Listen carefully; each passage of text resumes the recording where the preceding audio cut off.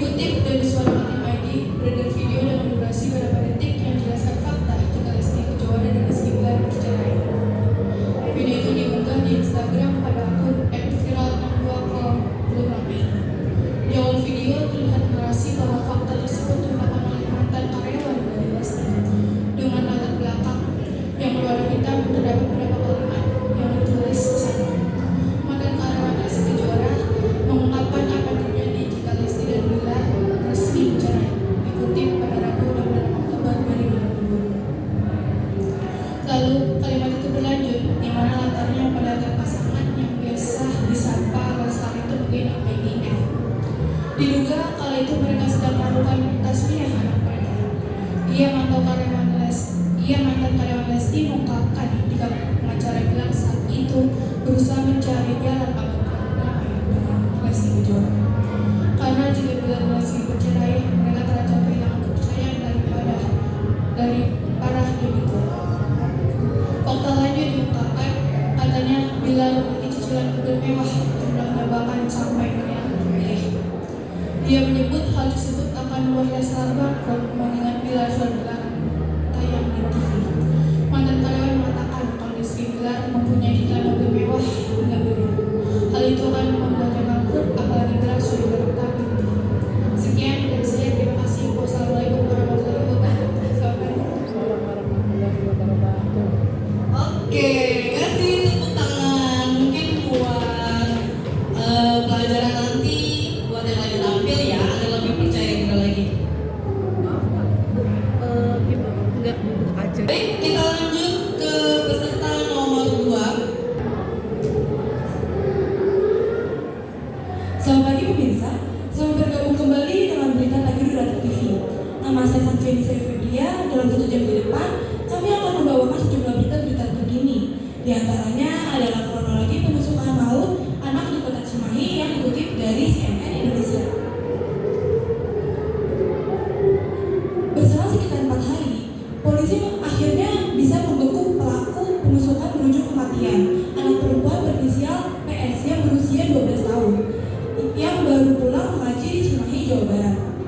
Pelaku yakni Rizaldi Nugraha Gumilar alias Ical yang berusia 22 tahun melakukan aksi penusukan terhadap seorang bocah perempuan berinisial PS yang berusia 12 tahun di Kota Cimahi, Jawa Barat pada Rabu tanggal 19 Oktober petang.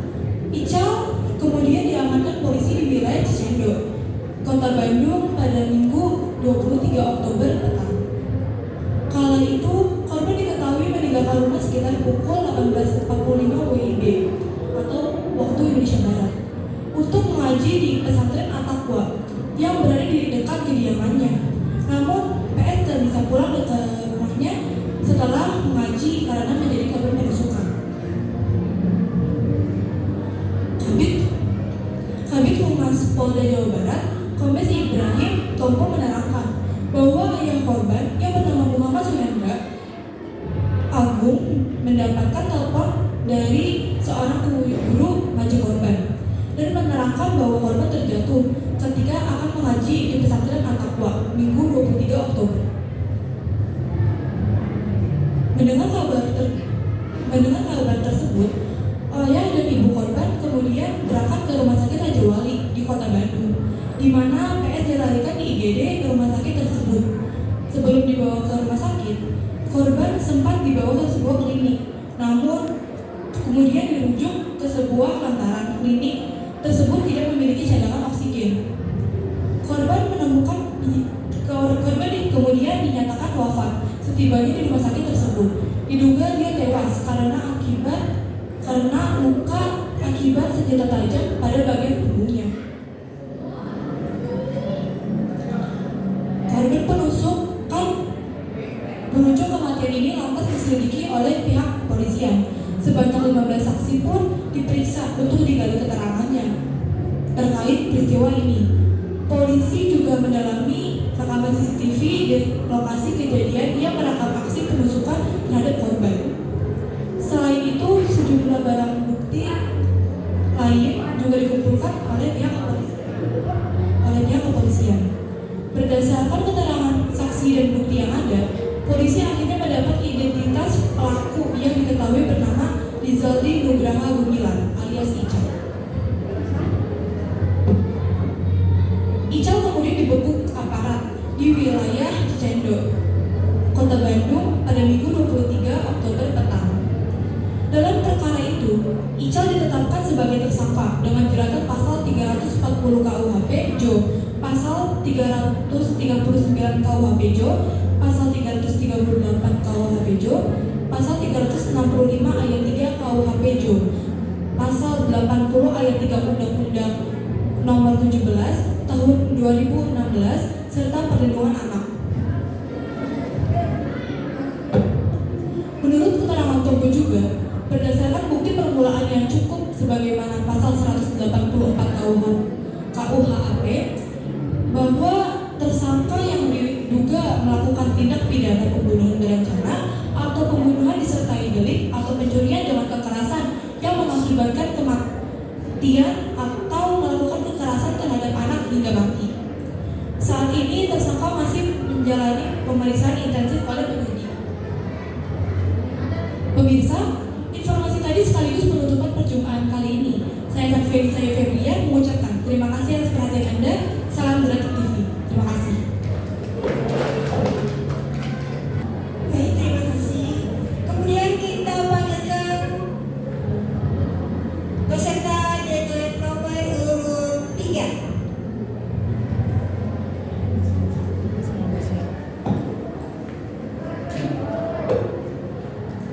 Selamat bergabung dengan Berita Pagi SMP Mutia Pulau Jakarta bersama saya Amanda Alulesa. Dalam beberapa menit ke depan, saya akan membawakan berita terhangat dan teraktual. Berita yang akan saya sampaikan pagi ini adalah paracetamol sirup terpapar zat berbahaya tewaskan 25 balita di Bangladesh. Kasus gagal ginjal akut akibat adanya paparan zat berbahaya pada sirup paracetamol terus meluas. Setelah digambil Indonesia, Bangladesh juga mengalami hal yang serupa. Sebanyak 25 orang balita di Bangladesh meninggal akibat mengonsumsi sirup obat paracetamol.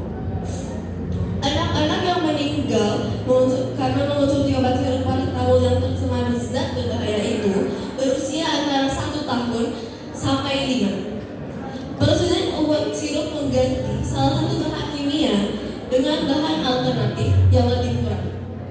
Para ahli juga telah menemukan bukti kandungan bahan kimia beracun dalam obat sirup paracetamol itu.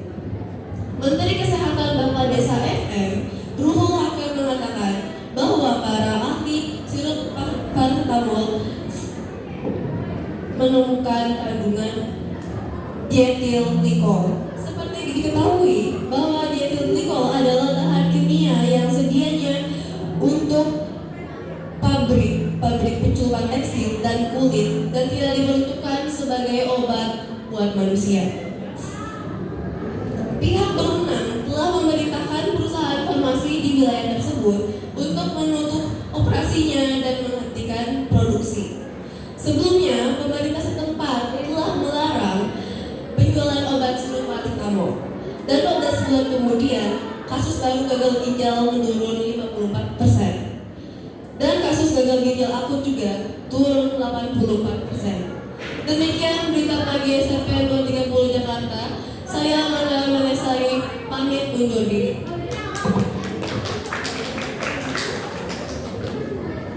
Baik, terima kasih. Sekarang kita dengarkan penampilan peserta nomor urut 4. Dipersilakan, boleh kasih semangat untuk teman-temannya.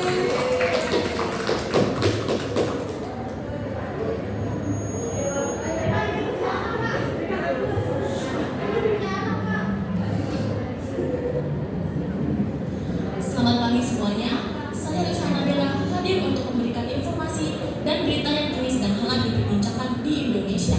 Masyarakat disarankan siapkan dana darurat menghadapi resesi ekonomi tahun 2023. Belakangan, kabar resesi global turut ramai diperbincangkan di Indonesia. Berkaitan dengan ini, Menteri Keuangan Sri Mulyani memprediksi krisis tersebut akan terjadi pada tahun 2023 akibat adanya kenaikan suku bunga acuan secara agresif oleh bank sentral di berbagai negara.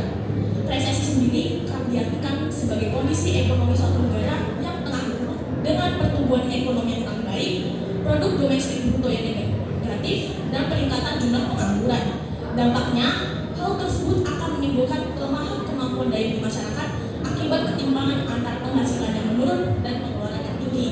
Kondisi ekonomi yang tidak stabil dalam kurun waktu yang lama berdampak pada harga kebutuhan naik dan naiknya angka kemiskinan, sehingga masyarakat perlu memahami pengelolaan keuangan secara optimal untuk dapat meminimalisir dampak dari kemungkinan resesi ekonomi. Marketplace asuransi lifepol.co.id memberikan beberapa saran untuk menjaga ketahanan keuangan pribadi dalam menghadapi resesi yang ada. Salah satunya yakni memiliki dana darurat yang lebih besar. Dana darurat yang diperlukan setiap pribadi normalnya adalah 3-6 kali pengeluaran bulanan. Tetapi saat resesi dan krisis ekonomi terjadi, tidak akan ada yang tahu kapan hal itu akan berakhir atau kembali ke keadaan semula.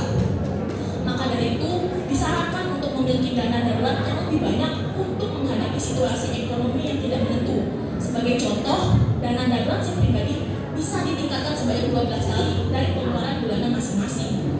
Cara menghadapi resesi lainnya yakni dengan wajib memiliki asuransi. Pada situasi ekonomi yang menurun, terdapat potensi pendapatan masyarakat yang menurun drastis atau bahkan kehilangan penghasilan.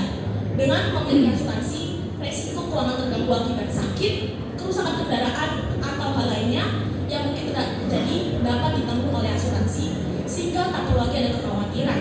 Pastikan asuransi yang dipilih sesuai dengan kondisi dan resiko yang paling mungkin terjadi. Saya Utsana Bella melaporkan, pamit undur diri dan sampai jumpa.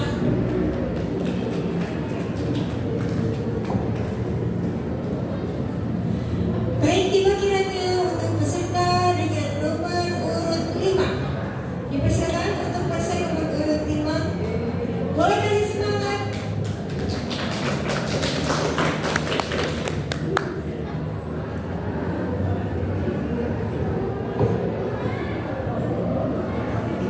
Assalamualaikum warahmatullahi wabarakatuh. Selamat pagi kepada Bapak Ibu guru Dewan Juri sekalian serta teman-teman yang mengikuti lomba. Saya Andini Rahmati dari kelas 1B akan menemani Bapak Ibu guru sekalian pada hari ini selama 3 menit ke depan dalam membacakan berita yang menyajikan info-info terkini dan aktual. Pada kali ini saya akan memberitakan mengenai Masjid Jakarta Islam Center yang bersumber dari CNN Indonesia. Masjid Jakarta Islam Center yang dibangun di Jakarta Utara pada tanggal 4 Maret 2003 tersebut terbakar dan rubuh. Bagian masjid yang terbakar dan rubuh hanyalah kubah masjid saja. Terbakarnya kubah masjid terjadi pada tanggal 19 Oktober sore sekitar pukul 15.00 atau jam 3 siang waktu Indonesia bagian barat. 1 jam setelah kebakaran, kubah masjid itu akhirnya ambrol. Berdasarkan video berdurasi 30 detik yang beredar di media sosial, terlihat kubah mulai ambruk setelah hampir setengah bagian kubah terbakar. 1 jam setelah kebakaran, kubah masjid itu akhirnya tugas baru berhasil memadamkan api sekitar pukul 17.00 atau jam 5 sore waktu Indonesia bagian barat. Insiden ini tidak menimbulkan adanya korban jiwa dan luka-luka. 4 pekerja renovasi diamankan polisi untuk mencari penyebab utama kebakaran pada kubah Jakarta Islam Center. Setelah dicari penyebab utama, diketahui dalam renovasi itu para pekerja menggunakan bahan triplex yang mudah terbakar. Saat ingin memasang triplex di atas masjid, pekerja melelehkan membran dengan menggunakan alat tekan yang mengakibatkan munculnya percikan api dan menyambar triplex. Alhasil, triplex tersebut menimbulkan api yang cukup besar dan membuat bangunan kubah terbakar. Ketua Umum Dewan Masjid Indonesia (DMI) Yusuf Kala berharap Masjid Jakarta Islam Center yang rusak akibat kebakaran segera diperbaiki secepat-cepatnya. Masjid ini sangat luar biasa, kondisinya sangat luas, dan kegiatan juga luar biasa. Jadi sebaiknya direnovasikan secepat-cepatnya. Tutur Yusuf Kala pada Sabtu 22 Oktober tahun 2022. Semoga Masjid Jakarta Islam Center tersebut cepat diperbaiki kembali dan masjid dapat beribadah dengan aman dan nyaman. Sekian berita terkini yang saya bawakan. Mohon maaf bila ada salah-salah kata. Wassalamualaikum warahmatullahi wabarakatuh. Terima kasih. Waalaikumsalam warahmatullahi wabarakatuh. Mana semua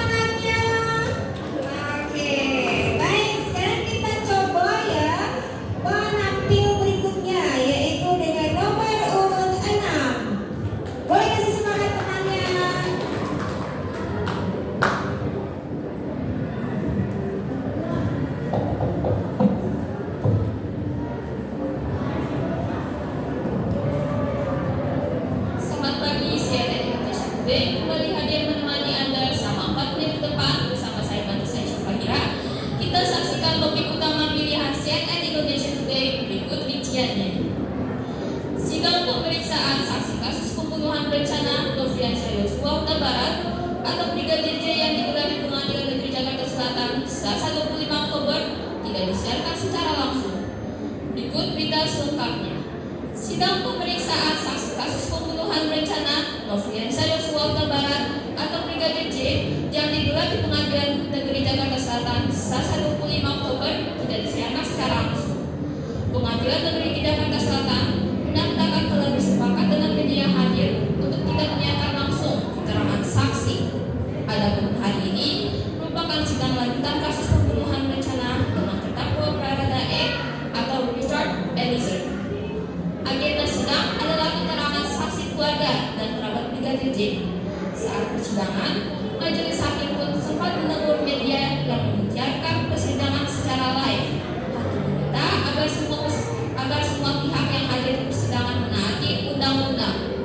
Pantauan CNN Indonesia Today, keluarga dan kekasih Yosua telah hadir di Pengadilan Negeri Jakarta Selatan. Mereka datang secara bersamaan.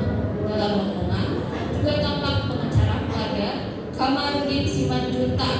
Rombongan datang tampak kompak mengenakan kemeja warna putih merah.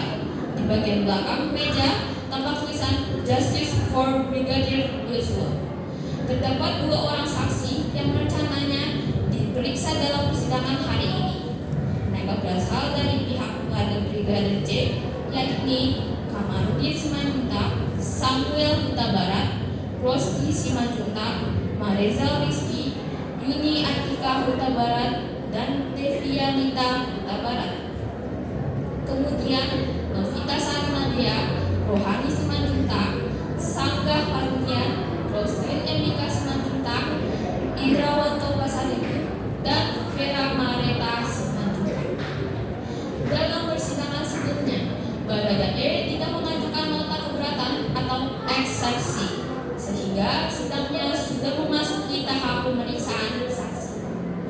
Dalam persidangan sebelumnya, Barada E didakwa melakukan pembunuhan berencana terhadap Brigadir J di atas rumah dinas Verdi Sambo, Kompleks Polri Durian Tiga, Jakarta Selatan pada 8 Juni 2020. Ia diduga melakukan tindak pidana pembunuhan berencana bersama dengan Verdi Sambo, Putri Chandrawati, Riki Rizal, dan Kuat Ma'ruf. Dengan demikian, berita CNN News Today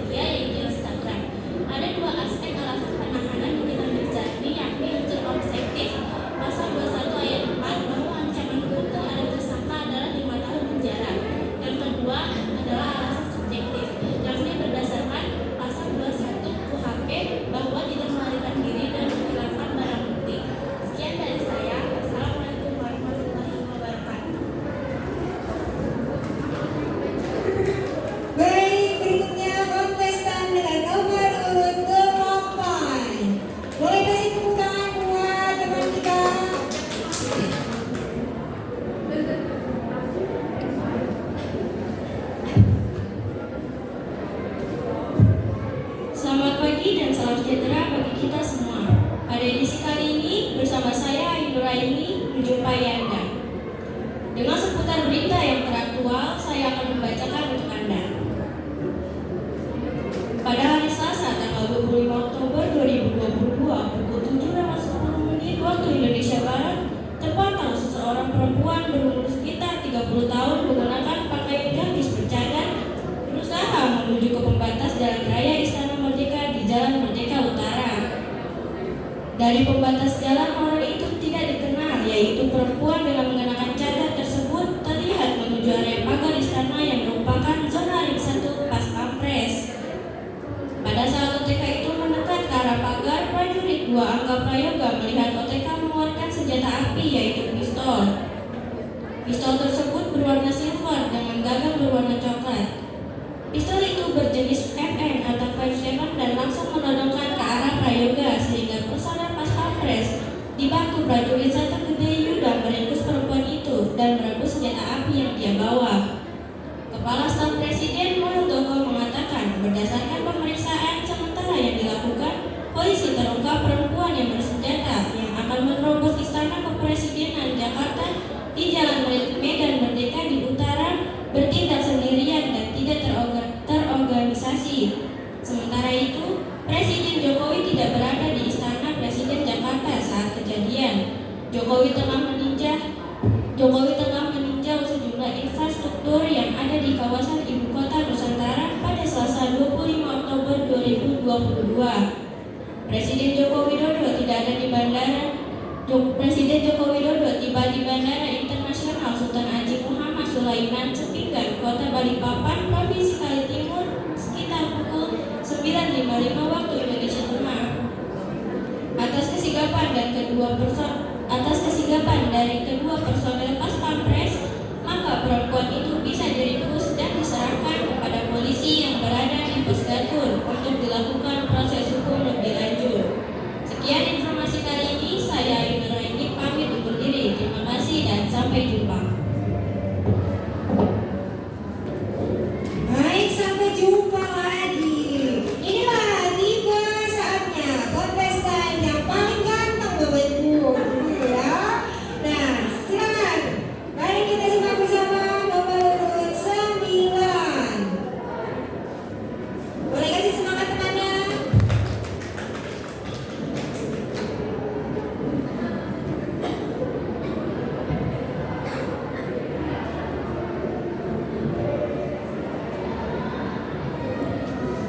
Selamat pagi semua, di channel favorit kalian dengan saya, Kendra Binus Putra.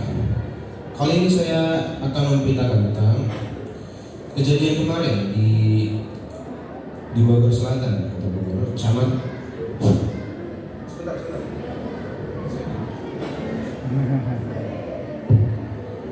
Seorang bocah laki-laki tewas ketika tembok penahan tanah ambruk di Bogor Selatan, Kota Bogor. Camat setempat menyebut TPT ambruk di lahan milik perumahan dan sedang dalam perbaikan karena sempat rusak. Lokasi kejadian itu di saluran air pembuangan akhir dari perumahan ke sungai. Jadi TPT yang ambruk itu TPT di saluran air yang sedang diperbaiki. Sebelumnya memang pernah ambrol dan sekarang sedang diperbaiki. Kalau yang lokasi itu masih masuk kawasan perumahan, kalau tebing di seberang sungai itu baru tanggung jawabnya pemerintah Kota Camat Bogor Selatan. Hidayatullah, Rabu tanggal 27 bulan Oktober tahun 2022. Hidayatullah mengatakan TPT ambruk terjadi pada siang kemarin sekitar pukul 12.30 waktu Indonesia Barat. Saat itu, korban dan teman-temannya sedang bermain sambil mencari ikan di ujung saluran air di bibir sungai Cipinang Gading. Sementara para pekerja yang melakukan perbaikan TPT sedang istirahat dan mencari uang kalsium.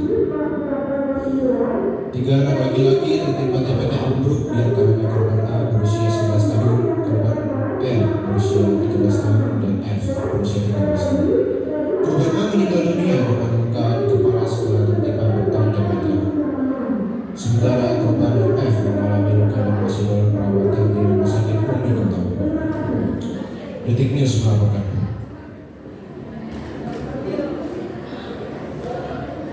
Baik, terima kasih. Inilah peserta dengan nomor urut 10. Merupakan peserta pamungkas.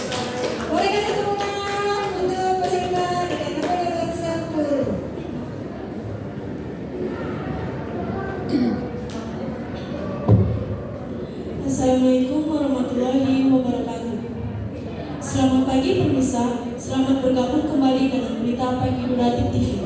Bersama saya Alian Jani dari kelas 8A. Dalam 30 menit ke depan, kami akan membawakan berita terhangat yaitu maraknya kekerasan seksual di pendidikan. Kekerasan seksual di lingkungan pendidikan sepanjang tahun 2021 terus terjadi. Ironisnya, pelaku kekerasan seksual justru merupakan orang terdekat yang dipercayai sebagai tenaga didik di lembaga pendidikan. Baru ini, Komisi Perlindungan Anak Indonesia (KPAI) merilis data kekerasan seksual di lingkungan pendidikan. Berdasarkan catatannya, pelaku kekerasan seksual 55% dilakukan oleh guru dan korban termuda berusia 3 tahun. Merujuk data yang disajikan KPAI, kekerasan seksual di lingkungan pendidikan tercatat sebanyak 18 kasus. Data ini dihimpun mulai dari 2 Januari sampai 17 Desember 2021 melalui pemantauan kasus yang dilaporkan keluarga korban kepada pihak kepolisian dan diberitakan media massa. Masih merujuk data KPAI, dari 18 kasus kekerasan seksual di lingkungan pendidikan, 4 atau 22,22% total kasus terjadi di sekolah, yakni di bawah wewenang Kemendikbudristek, sedangkan 14 atau 77,78% lainnya terjadi di satuan pendidikan di bawah wewenang Kementerian Agama.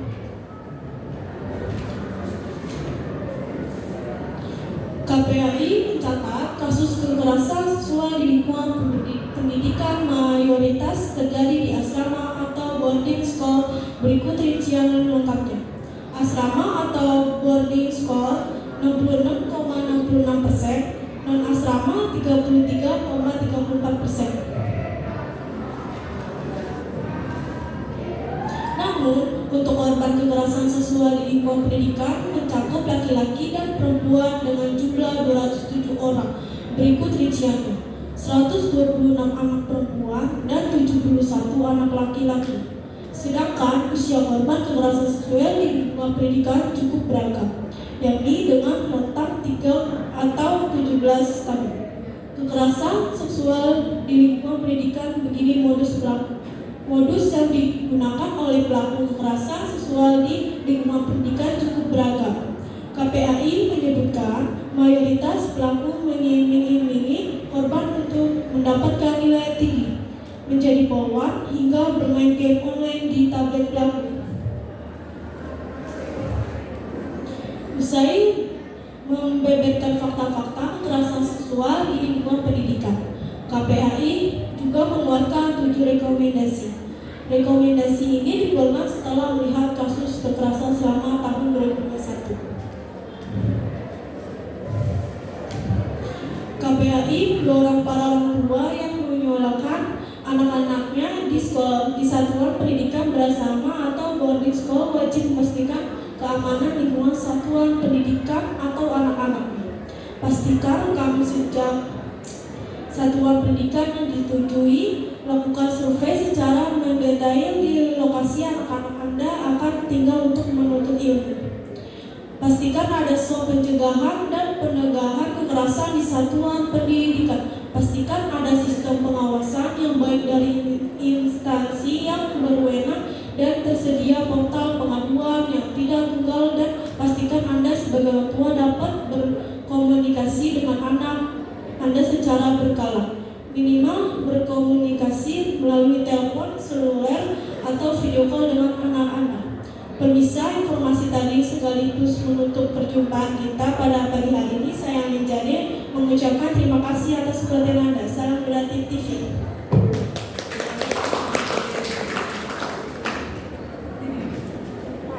Mau memberikan sedikit.